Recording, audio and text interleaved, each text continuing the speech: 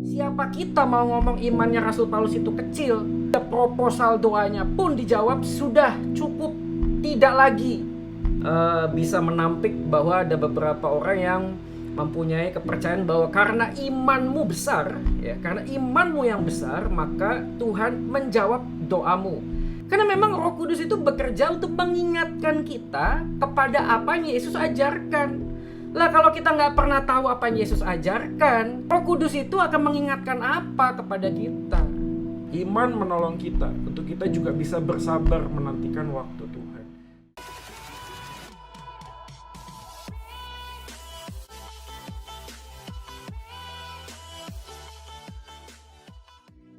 Kita lihat Efesus pasal 3. Nah, malam ini kita akan lihat Efesus pasal 3. Ayatnya yang ke-16 dan yang ke-17 saja, ya. Efesus 3 ayat 16 dan 17. Ini adalah doa Rasul Paulus kepada jemaat di Efesus. Saya akan bacakan. Aku berdoa supaya Ia menurut kekayaan kemuliaannya menguatkan dan meneguhkan kamu oleh Roh-Nya di dalam batinmu, sehingga oleh imanmu Kristus diam di dalam hatimu dan kamu berakar serta berdasar di dalam kasih. Nah, ini dari firman Tuhan ini saya menyoroti beberapa kata yang dikaitkan di dalam doanya Rasul Paulus. Ya, dia mengatakan aku berdoa supaya Tuhan menurut kekayaan kemuliaannya menguatkan dan meneguhkan kamu oleh Roh-Nya. Jadi ini Roh-Nya ini nggak usah ditafsirkan lagi, dalam bahasa Indonesia sudah jelas, R-nya pakai kapital, berarti ini menunjuk kepada Roh Kudus di dalam batinmu. Lalu kemudian frase yang berikutnya, kata berikutnya, sehingga oleh imanmu, ya, Kristus diam di dalam hatimu. Jadi di dalam doa Rasul Paulus mengkaitkan doa, kemudian menguatkan, meneguhkan dengan kuat kuasa, ya, dari Roh-Nya. Dan yang ketiga adalah kata iman, supaya oleh imanmu Kristus diam di dalam hatimu. Nah, dari formula kata-kata ini sebenarnya saya akan mengambil sebuah topik malam hari ini yang rasanya tidak akan pernah lekang oleh waktu, yaitu apakah hubungan antara iman dan jawaban doa dari Tuhan, ya. Sekali lagi, apakah hubungannya antara iman dan jawaban doa dari Tuhan? Kenapa isu dan tema ini saya angkat? Karena ada banyak orang yang bicara tentang doa dan iman itu kemudian dikaitkan dengan hasil atau jawaban doa.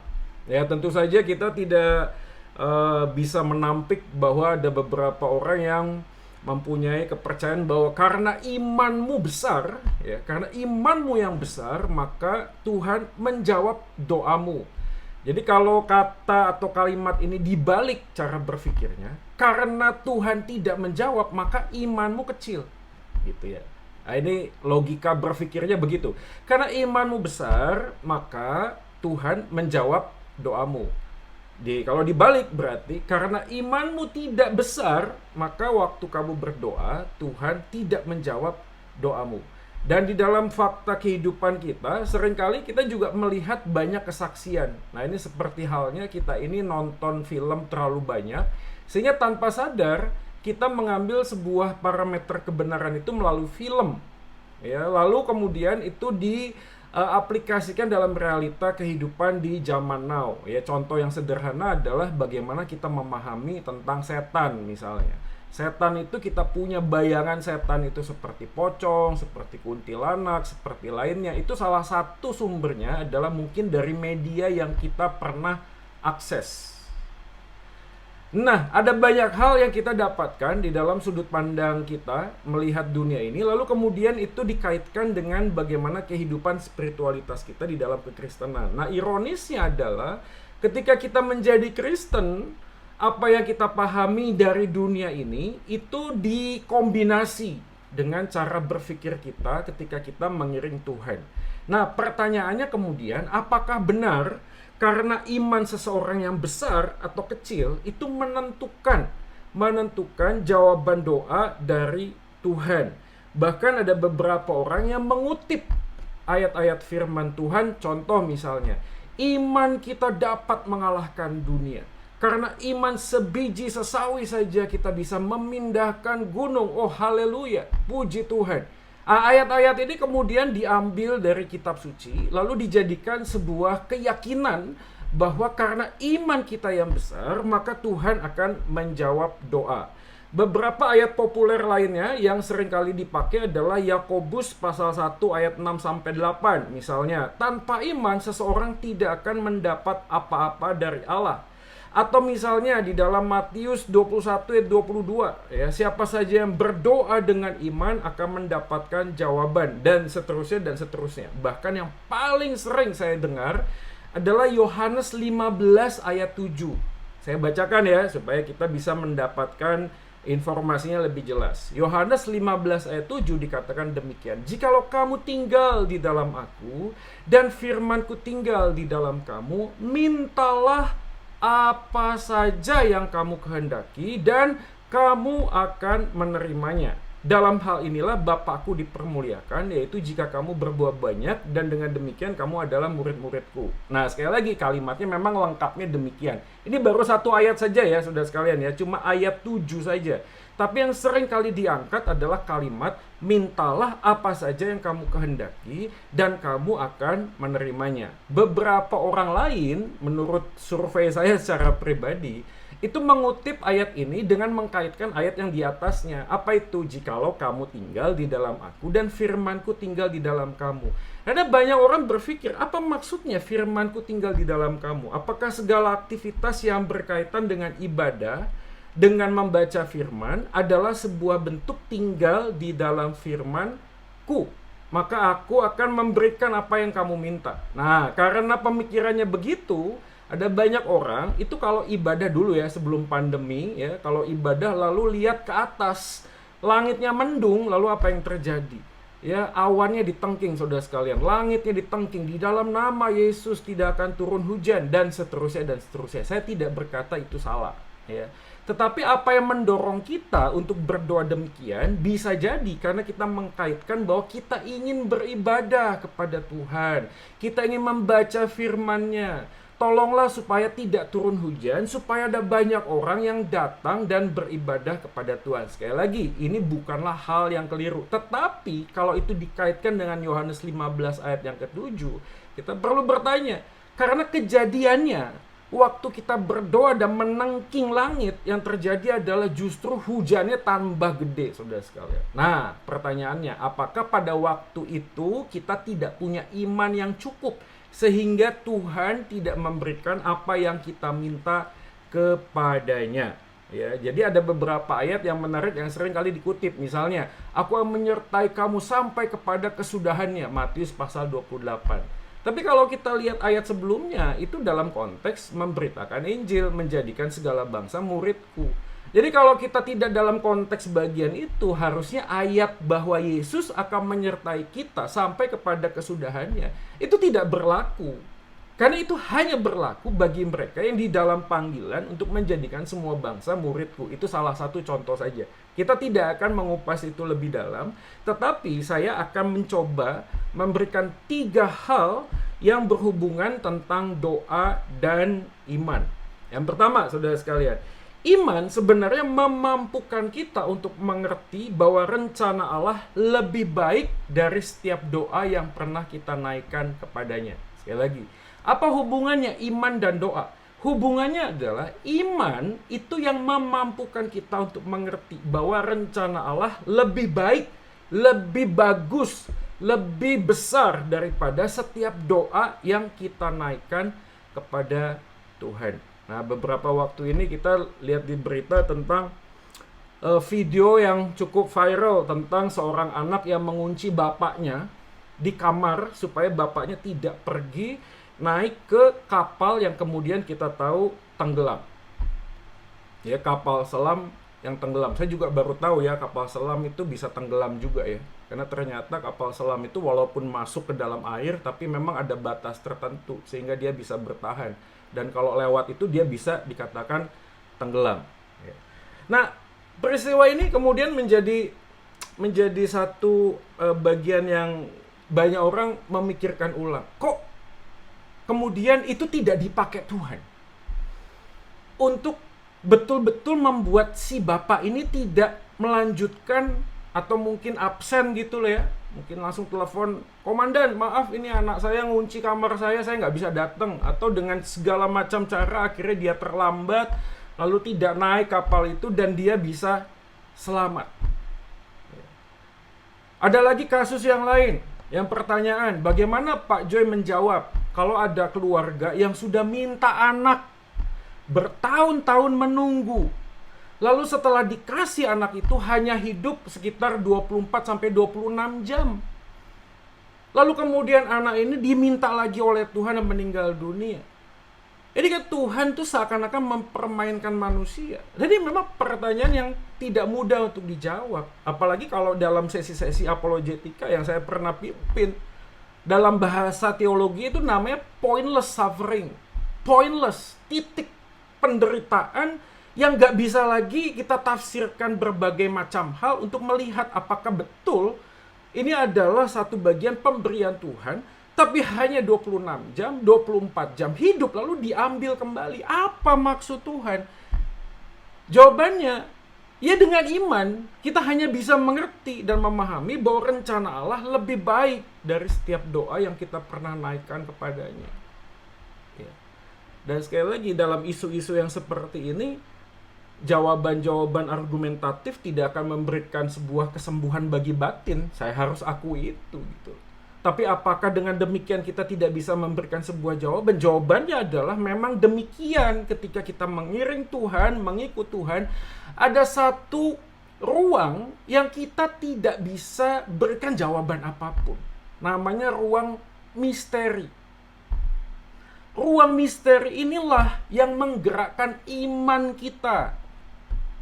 Sebagaimana kita adalah orang yang sangat terbatas, tidak mungkin memahami Allah yang tidak terbatas. Demikianlah ada ruang kosong yang kita hanya bisa lihat bahwa itu adalah hanya bisa kita pahami dengan iman. Lalu apakah dengan demikian kita percaya takdir? Ya, kita juga harus memikirkan apa yang kita definisikan tentang takdir. Kalau takdir tidak ada landasan tentang pribadi Allah yang mengasihi, yang berkuasa, maka itu bukan hal yang kita percayai. Kita percaya bahwa misteri itu, ruang kosong itu, kita bisa jalani dengan iman karena kita tahu bahwa Kristus Tuhan kita pun sudah lebih dahulu menjalani sebuah penderitaan dan kesulitan di dalam kehidupan ini, sehingga kemudian dia mati di atas kayu salib, bangkit dan naik ke surga. Sebuah bentuk jawaban yang pasti. Makanya saya mengajak kita coba melihat Ibrani pasal 11. Ibrani pasal yang ke-11 panjang sekali tentang iman, tapi saya akan menyoroti mulai ayat 32 saja. Setelah penulis kitab Ibrani menjelaskan tentang tokoh-tokoh Alkitab yang sangat besar, lalu kemudian ayat 32 penulis mengatakan, dan apakah lagi yang harus aku sebut? Sebab aku akan kekurangan waktu apabila aku hendak menceritakan tentang Gideon, tentang Barak, tentang Simson, tentang Yefta, tentang Daud dan Samuel dan para nabi yang karena iman telah menaklukkan kerajaan, mengamalkan kebenaran, memperoleh apa yang dijanjikan, menutup mulut singa-singa, memadamkan api yang dahsyat. Mereka telah luput dari mata pedang, telah beroleh kekuatan dalam kelemahan, telah menjadi kuat dalam peperangan, telah memukul mundur pasukan tentara asing. Ibu-ibu telah menerima kembali orang-orang yang telah mati sebab dibangkitkan. Tetapi, nah ini kalimatnya udah moodnya jadi negatif. Tetapi orang-orang lain membiarkan dirinya disiksa, saudara sekalian. Ini ayat firman Tuhannya begitu. Tidak mau menerima pembebasan supaya mereka beroleh kebangkitan yang lebih baik. Ada pula yang diejek, didera, dibelenggu, dipenjarakan, mereka dilempari, digergaji, dibunuh dengan pedang, mereka mengembara dengan berpakaian kulit domba, dan seterusnya. Tapi ayatnya yang menarik sekali adalah ayat 39. Dan mereka semua tidak memperoleh apa yang dijanjikan itu, sekalipun iman mereka telah memberikan kepada mereka suatu kesaksian yang baik. Apa kesimpulannya? Ayat 40. Sebab Allah telah menyediakan sesuatu yang lebih baik bagi kita. Jadi Ibrani pasal 11 memberikan kepada kita sebuah jawaban. Apakah benar bahwa waktu kita ini punya iman besar dan kecil menentukan jawaban doa, Tuhan memberikan jawaban sesuai dengan apa yang kita doakan kepadanya? Kaitan iman dan doa adalah justru iman menggerakkan hati kita untuk tetap percaya meskipun jawaban yang Tuhan beri kepada kita tidak sesuai dengan apa yang kita harapkan. Malam hari ini pertanyaan dari poin yang pertama adalah apakah yang saat ini kita sedang doakan dan Tuhan menjawabnya itu justru berbeda dengan apa yang kita minta. Ya nggak usah hal yang muluk-muluk lah ya. Saya kasih contoh saja ya. Saya ini kurang doa apa ya sama Tuhan supaya punggung saya ini lebih baik ya. Udah hampir 1 bulan, lebih 1 bulan. Aduh, ini setiap hari ya begitu, cekot-cekot terus itu loh. Ya. Saya sama istri, sama anak berdoa, begitu juga. Waktu KRI Nanggala itu kita dengar, kita berdoa di rumah sama anak-anak. 72 jam menurut berita. Konon katanya oksigen ada di dalam kapal tersebut. Kita doa. Kita mohon Tuhan, tolonglah supaya orang-orang di dalam kapal itu bisa selamat, bisa ditemukan. Kita berharap mujizat. Kita berharap ada sesuatu yang lebih baik pada waktu kita dengar bahwa ada negara sahabat, apalagi Amerika kirim juga tuh alatnya. Wah, kita berharap melalui ini semuanya bisa ditemukan dengan cepat. Sampai pagi-pagi itu istri saya masuk kamar, dia bilang begitu. Nggak ketemu bang kapalnya. Wah ya sedih. Tapi inilah yang sebenarnya Alkitab katakan, apa yang mengkaitkan iman dan doa. Iman memberikan kepada kita kepastian manakala doa yang kita minta tak sesuai seperti yang kita harapkan. Dan itulah yang terjadi pada Paulus, bukan? Yang waktu dia berdoa, kalau boleh Tuhan angkatlah duri dalam daging, dan Tuhan berkata cukuplah kasih karuniaku kepadamu. Kurang iman apa Rasul Paulus? Siapa kita mau ngomong imannya Rasul Paulus itu kecil sehingga proposal doanya pun dijawab sudah cukup, tidak lagi. Dan Tuhan jawab no, jelas kepada seorang Rasul Paulus. Kurang apa imannya Rasul Paulus? Jadi saya mengambil sebuah kesimpulan bahwa iman bukan karena besar dan kecilnya ya. Oh ya, kadang-kadang saya lihat juga ada beberapa, ini fakta ya, saya pernah dengar juga ya. Ada orang yang kemudian mengeluh, saya doa kok sama pendeta tersebut. Konon pendeta itu waktu mendoakan orang segala macam penyakit sembuh. Kok saya nggak sembuh? Dia komplain sama Pak Pendeta. Pak Pendeta, kenapa saya sembuh? Tahu nggak jawabannya Pak Pendeta? Dia bilang imanmu yang salah. Ini kasihan, sudah sakit, disalahkan. Nah ini yang menjadi intimidasi bagi beberapa orang juga ketika jawaban doa itu tidak muncul, tidak datang. Lalu kita bertanya, saya salah apa ya? Ini mungkin poin yang berikutnya kita juga bisa lihat itu. Tapi yang pertama adalah iman membuat kita sadar bahwa ada ruang kosong yang kita tidak bisa paham. Jadi Bapak Ibu, ini membuat kita tuh tetap bersemangat di dalam doa. Jangan kemudian kita itu semangat atau tidak semangat berdoa itu ditentukan dengan percuma saya ikut doa malam. Percuma, sudah berapa kali saya ikut doa, berapa banyak saya didoakan. Doa saya itu-itu aja kok. Kalau kita bagi kelompok, yang kita minta kepada rekan kita untuk mendoakan ya itu-itu saja kok. Kurang apa saya minta doa kepada pendeta ini, pendeta yang konon sakti. Ada tuh pendeta sakti tuh, katanya ada satu pasutri nggak pernah punya anak, mau bayi tabung gagal terus. Ya. Begitu dipegang perutnya sama nih pendeta, 2 bulan kemudian hamil. Waduh luar biasa nih pendeta sakti. Apakah betul demikian?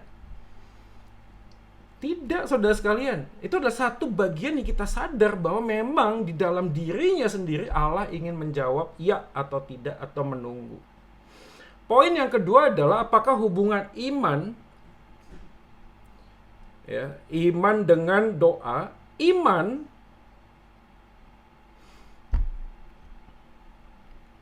menolong kita untuk bisa berdoa seperti apa yang Tuhan inginkan. Tadi yang pertama, iman menolong kita untuk bisa memahami adalah bagian yang kita nggak bisa mengerti. Yang bagian yang kedua adalah iman menolong kita untuk berdoa sebagaimana yang Tuhan ingin untuk kita doakan. Kalau kita melihat Yakobus pasal yang keempat, ayat 2-3 ini juga ayat yang sering kita baca. Kalimatnya begini, kamu mengingini sesuatu tetapi kamu tidak memperolehnya. Lalu kamu membunuh, kamu iri hati tetapi kamu tidak mencapai tujuanmu. Lalu kamu bertengkar dan kamu berkelahi. Kamu tidak memperoleh apa-apa karena kamu tidak berdoa. Ayat 3. Atau kamu berdoa juga tetapi kamu tidak menerima apa-apa karena kamu salah berdoa. Sebab yang kamu minta itu hendak kamu habiskan untuk memuaskan hawa nafsumu. Apa bagian dengan iman? Karena saya percaya bahwa iman itu pemberian Tuhan. Iman diberikan kepada kita bukan hanya sekedar kita ini bisa mengaku sebagai orang beriman.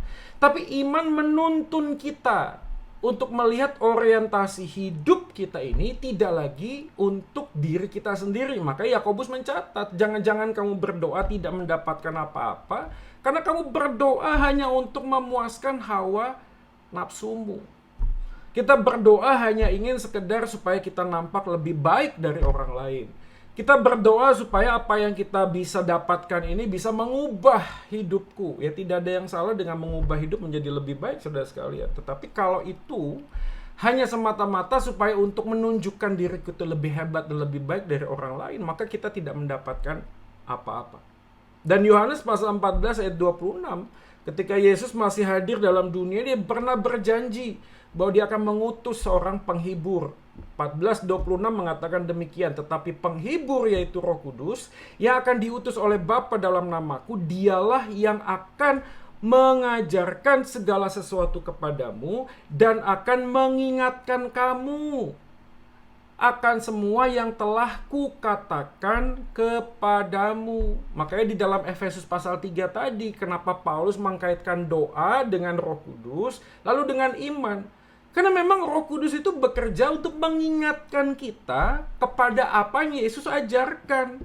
Lah kalau kita nggak pernah tahu apa yang Yesus ajarkan, Roh Kudus itu akan mengingatkan apa kepada kita? Kan begitu ya? Nah, ini kan kadang-kadang kita tidak mau belajar, tapi kita percaya Allah Roh Kudus itu hadir gitu loh. Ya, saya sekali lagi tidak menampik bahwa Allah bisa berbicara melalui banyak variabel, termasuk dalam mimpi gitu loh. Ya. Allah bisa ngomong lewat mimpi, bisa gitu loh. Tapi apa yang kita akan dengarkan di dalam mimpi, itu pasti kan berkaitan dengan apa yang kita pahami melalui firman Tuhan. Nah, malam hari ini poin yang kedua, mari kita berdoa meminta tuntunan Roh Kudus. Ya. Mungkin ada beberapa dari kita yang hadir hari ini.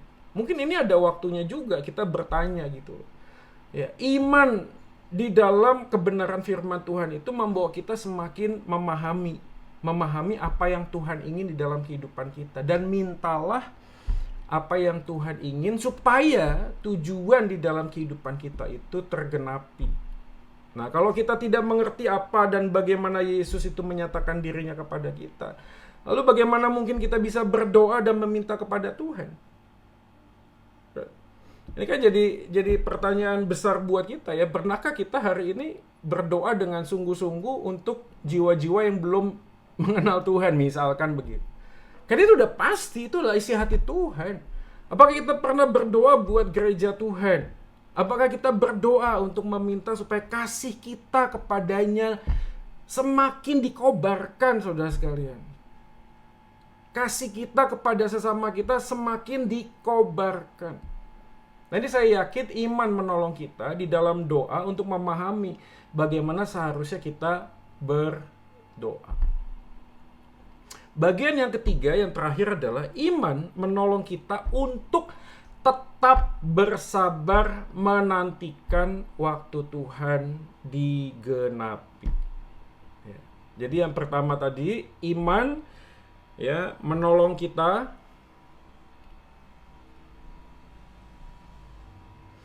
untuk mengerti bahwa rencana Allah itu lebih baik dari apa yang kita doakan. Yang kedua, iman menolong kita untuk mengenal Dia di dalam setiap doa yang kita naikkan. Yang ketiga adalah iman Itu juga membuat kita untuk bisa bersabar menantikan waktu Allah digenapi di dalam kehidupan kita. Ini kan sangat menarik ya. Mazmur 46 ayat 10, mencari wajah Tuhan dengan lebih sungguh-sungguh, dan dikatakan menjadi diam dan tenang. Ketahuilah bahwa akulah Tuhan. Saya yakin sih orang et labora itu bagus ya. Berdoa dan berusaha. Berdoa pun adalah sebuah bentuk usaha. Gitu. Tapi jangan sampai karena kita sibuk berdoa sehingga kita tidak punya waktu lagi untuk diam dan menenangkan diri. Ya. Kita terlalu banyak wish list ya. Harapan-harapan tentang doa-doa yang kita inginkan kepada Tuhan. Dan kita memang membutuhkan Tuhan kadang-kadang bekerja di dalam kehidupan kita ya dengan sebuah waktu dan periode tertentu. Ya memang Tuhan izinkan itu terjadi. Ya kisah Abraham, Sarai dan anaknya lah, Ishak dan Ribka. Ya kalau kita melihat di dalam kitab suci ini dibuat head to head kan. Supaya apa? Supaya pembacanya bisa memahami ada dua representasi kehidupan manusia, yaitu yang pertama Abraham dan Sarai. Ketika dia menantikan waktu Tuhan di dalam kehidupannya, dia nggak sabar, lalu kemudian cari cara sendiri. Dan di sanalah justru masalah kita bukan semakin baik, malah semakin chaos, semakin nggak jelas, semakin dalam kita terjebak dalam sebuah lingkaran yang nggak tahu kita mau kemana kan. Ya itu tadi, nggak pernah punya waktu untuk diam dan tenanglah dan yakin bahwa akulah Tuhan itu. Dan kisah anaknya Ishak dan Ribka memberikan gambaran yang bertolak belakang. Ishak dan Ribka tidak melakukan seperti yang bapaknya lakukan. Apa yang mereka lakukan? Menanti sampai 20 tahun. Dan perjalanan panjang itu dijalani. Kenapa? Karena dia punya iman di dalam Tuhan dan sadar bahwa Tuhan pasti akan menggenapi rencananya. Nah, saudara-saudara, dari 3 pemahaman ini kita diajak untuk memikirkan ulang dengan semua aktivitas doa yang kita naikkan. Saya percaya doa orang benar itu besar kuasanya, bukan karena doanya tetapi karena Tuhan yang besar yang memakai setiap doa yang kita naikkan. Iman menolong kita untuk kita juga bisa bersabar menantikan waktu Tuhan. Saya juga tidak tahu apa yang sekarang ini dan malam hari ini yang kita sedang doakan dan belum juga menerima jawabannya. Apakah kita akan tahu iya dan tidak? Ya sampai nanti kadang kita harus menunggu. Ya, dan penantian itu akan sangat berharga kalau kita mempunyai iman di dalam Tuhan dan percaya bahwa segala hal yang Tuhan rancangkan di dalam kehidupan kita adalah rancangan yang terbaik bagi anak-anaknya. Bahkan Bapa yang di surga lebih tahu sebelum kamu memintanya kepada Dia, Tuhan sudah tahu. Nah, kiranya firman Tuhan ini menolong kita saudara sekalian ya untuk bisa semakin bersemangat ya di dalam doa ya. Kita berharap ada lebih banyak saudara kita yang berdoa, karena doa itu relasi bukan hanya kepada Tuhan tapi juga kepada sesama kita. Ya, kiranya Tuhan Yesus memberkati. Mari kita berdoa untuk firman Tuhan.